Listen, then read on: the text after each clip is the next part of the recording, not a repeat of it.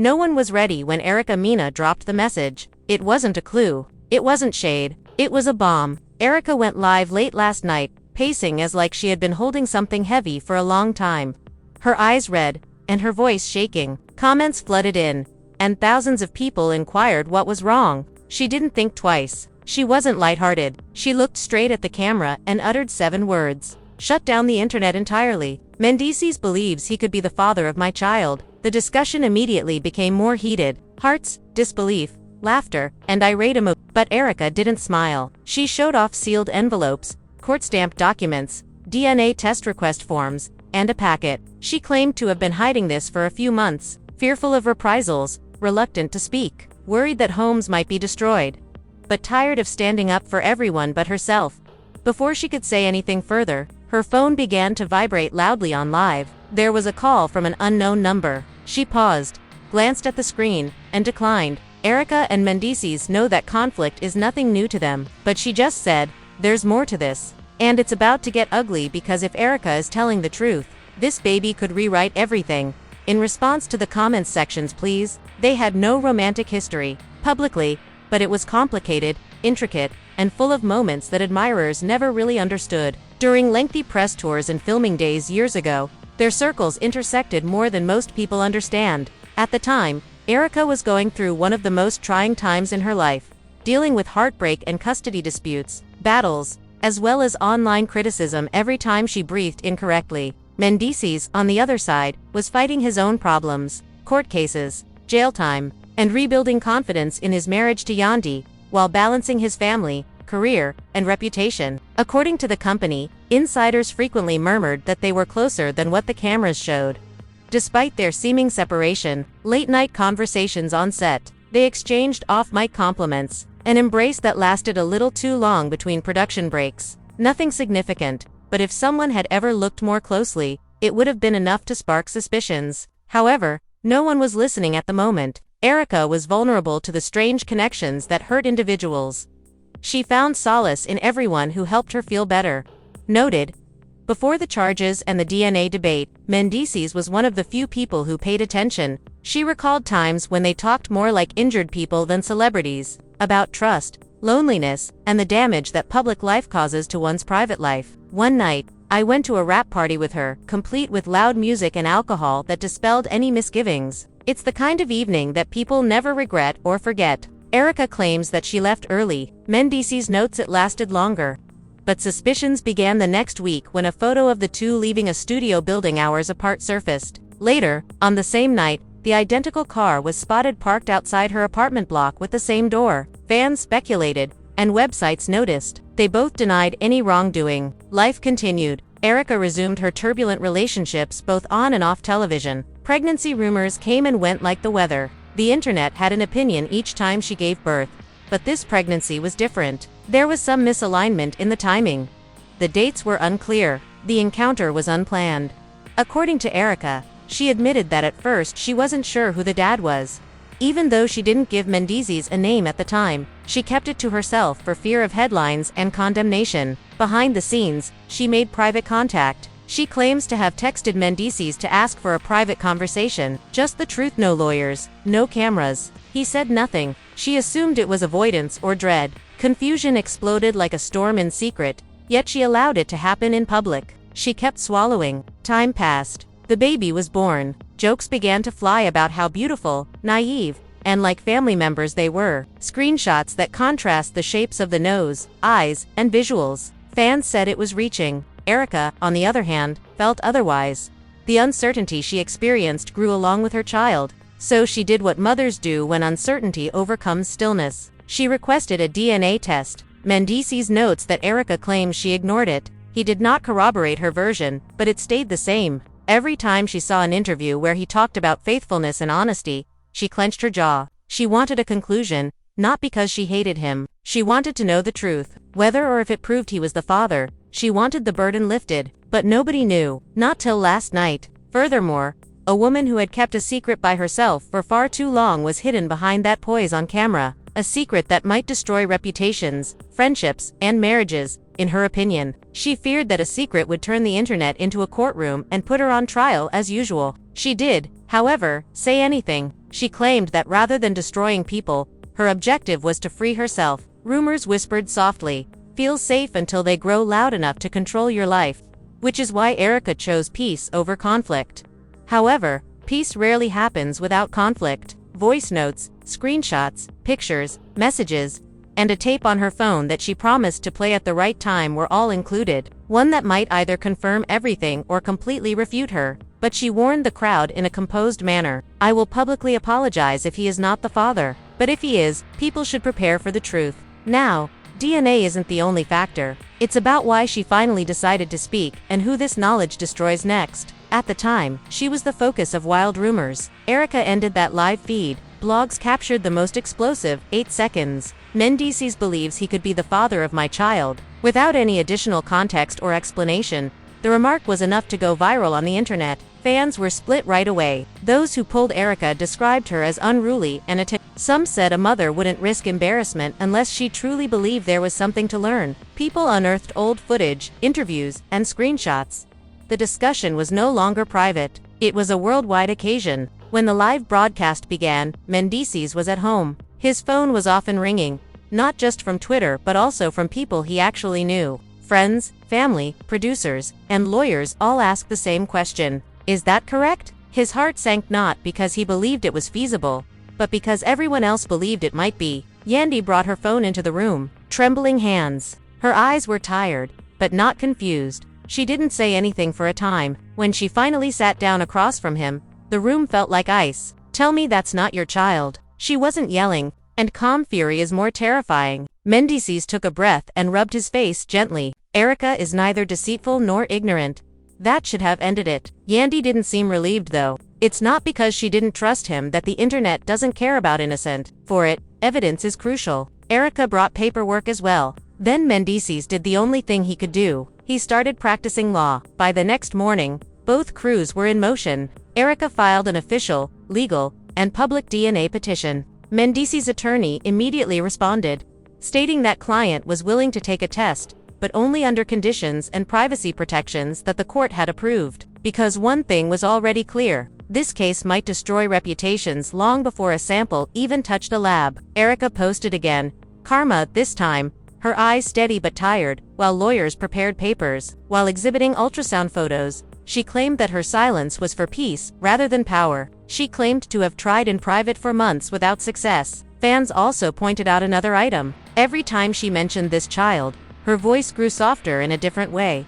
Not emotive, theatrical, or protective. "I don't want to ruin his marriage. For my baby, all I need is the truth." That statement alone caused a 50-50 split in public opinion. There were those that supported Erica.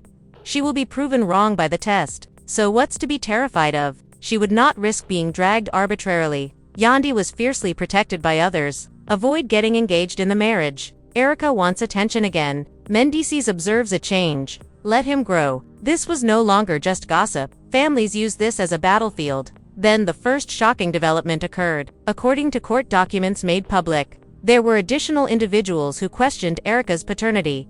Months prior, someone had secretly filed. A woman who is well known as Erica's friend, and is currently listed as a witness, stated under oath that she saw Mendeecees leave Erica's apartment complex at the time of conception. The hallway and lift are identical. Hood up but unquestionable. Screenshots of access logs began circulating. Dates that correspond were mentioned by Erica, but this has not been verified. The internet went bananas. Those who were skeptical of her warmed up.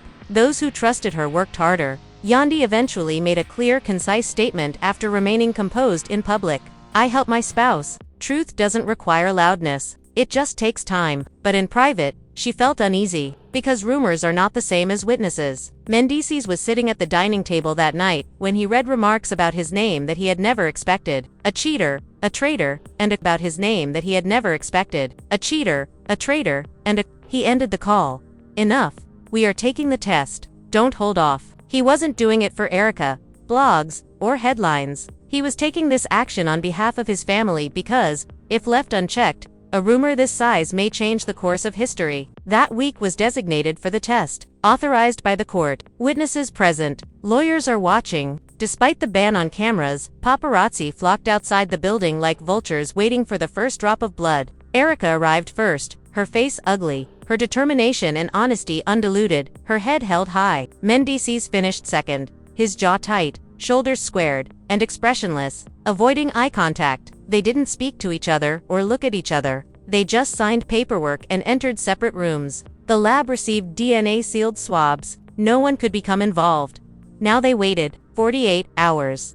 The entire 48-hour span felt like fuel for public conversation. Fans made countdown TikToks. Blogs planned live streams with the headline "Assaults Coming." As if it were a sport, predictions were made. A new leak that included a screenshot and an alleged text exchange between Erica and Mendeecees appeared the night before the results. The texts discussed getting back together covertly and were intimate, sentimental, and suggestive. For the third time, the internet exploded, but Tamar calmly watched from her phone and zoomed in. There was an uneasy feeling, the separation of fonts. The timestamp is too neat and useful. She texted Yandi privately. It looks like this has been changed. Sis. Yandi looked at the screenshot for a long time before responding with just 3 words. I also think that someone wasn't waiting for the test. Someone wanted to destroy Mendeecees before the truth arrived.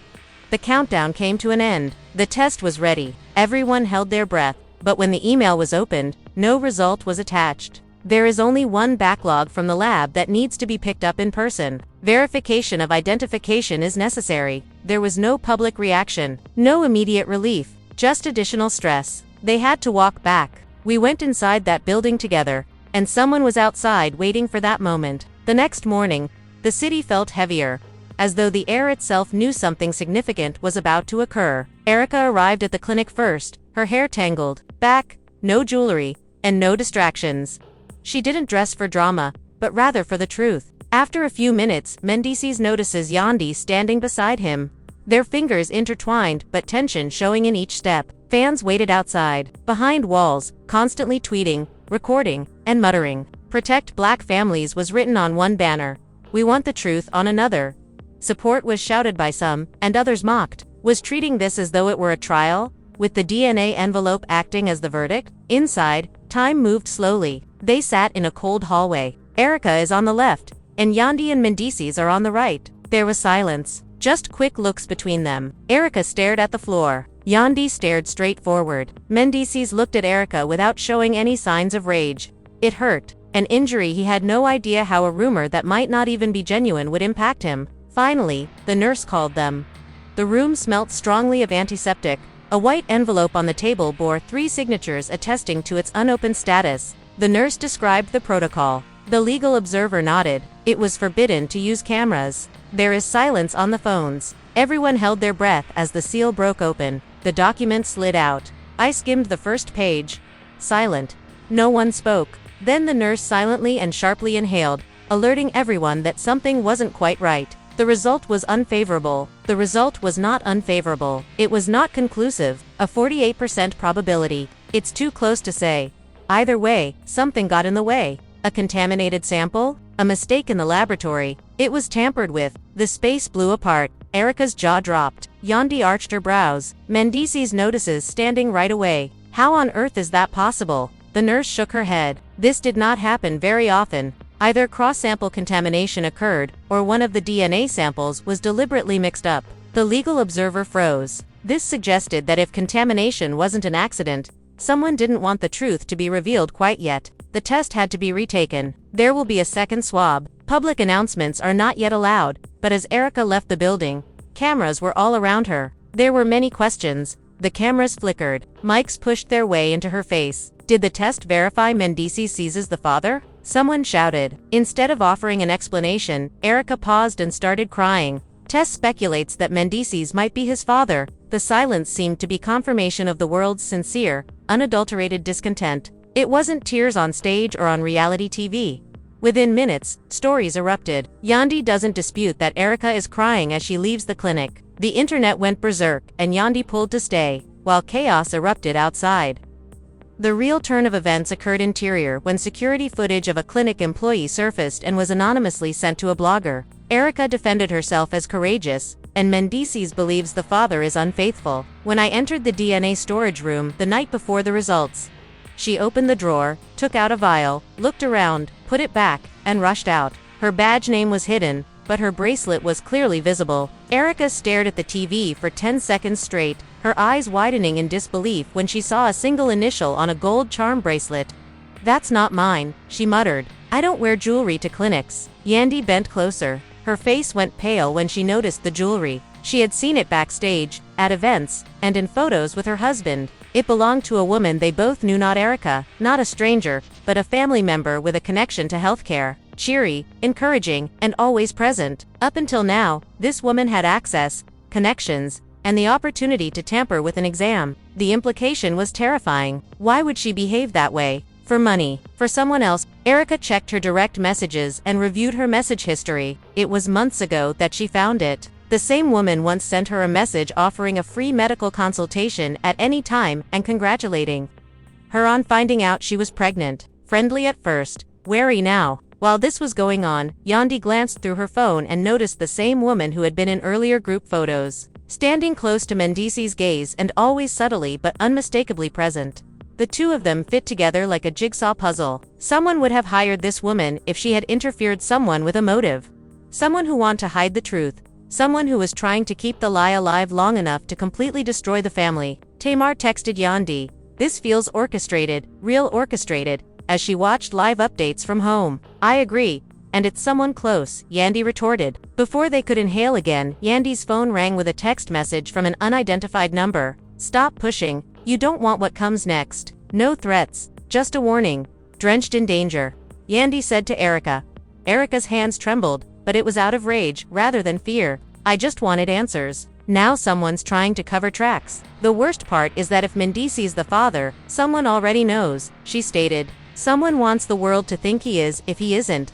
Whatever secret they buried years ago is starting to come to light again because the truth is valuable enough to keep hidden." On the internet, the result was seen as a victory for chaos. Comment sections turned into battlegrounds, with some saying Erica was right because the results were ambiguous and others saying she orchestrated things to attract attention. Facts were not what people wanted. They wanted petrol. Erica felt misinterpreted as she sat alone in her bedroom that night, the brightness of the TV reflecting off her tearful eyes, her phone constantly buzzing, interviews promised, websites requesting statements, and people encouraging her to continue. Not because she needed Mendeecees to be the father, but rather because she needed closure and, for once in her life, didn't want to argue. Yandy paced back and forth in her living room across the city, rage bubbling beneath her calm exterior. Even certainty was disturbing because of the internet, even though she wanted to trust her husband. What would happen if someone lied? What if prior mistakes had been made? What if love wasn't as strong as she believed?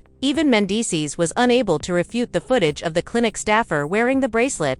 But he sat still, his mouth tightened as he scrolled through claims that he was a concealed parent. He felt violated, pushed into something he still didn't think was true. In fact, someone tampered, and that person was making money. A second DNA test that would be more secure, monitored, and unavailable to employees was suggested by attorneys. This time, they'd do at least that was the plan. It was out of state, discreet, and only Erica Mendeecees Yandy and legal counsel would know where it was. There would be no media attention, no leaks, and no sabotage. But something unexpected happened the next day. Security almost turned away a woman who showed up at Erica's house in a hoodie and sunglasses, quivering as if she had been up all night, until she pleaded, "I have proof. I must talk to Erica. It has to do with the baby." With caution, Erica invited her inside. With her hands shaking and her eyes swollen, the woman who worked at the clinic in the video removed her glasses. The woman who worked at the clinic in the video removed her glasses. Erica stiffened. When Yandy appeared on camera, everyone held their breath. The employee broke down in tears as she revealed that she had been paid to tamper with the test. She had been paid in cash, dropped off discreetly, and instructed to ensure that the results were sufficiently unclear to raise suspicions. Erica clenched her jaw, never seeing the face of the person who paid just to voice a woman's voice. To calm, confident, and tranquil. "Are you familiar with her name?" "Anything." The work